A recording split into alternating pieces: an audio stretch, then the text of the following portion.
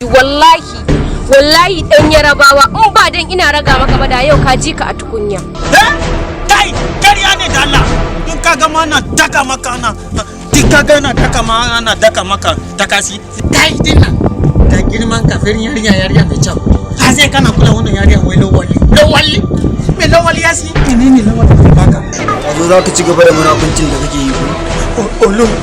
olo ya daina gulma yanzu Allah ya zama mutum ya kirkitin sai karan jiya. Abin da nake so na gaya maka shine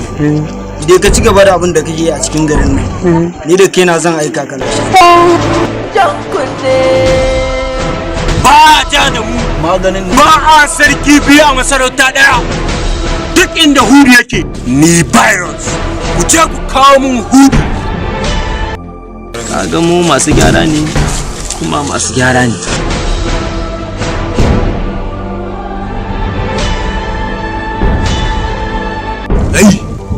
Ina soka biya sawa jan kunne magani na fito nema an gato da kuduku kaga nayi kalan matsiyata babu dan fulani babu iro bari ma in gaya miki dan mai garin ma da kika sawa idanu ba za ki samu ba kin gani daga ni sai iro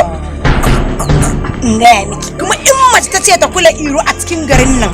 zan mutu doka kin gani nan kunan katuwa kana gani kaman buzo amma fa ka da guigui to ya abuyoyin da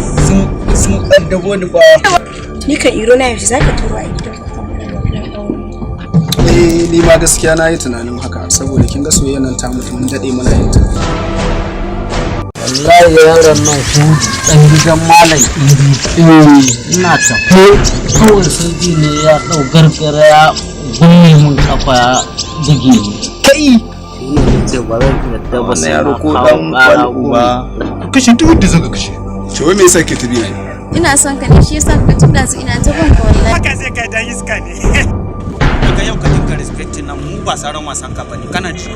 Da Allah ku raka shi dan hegiyan kare cika da surutu. jan kunne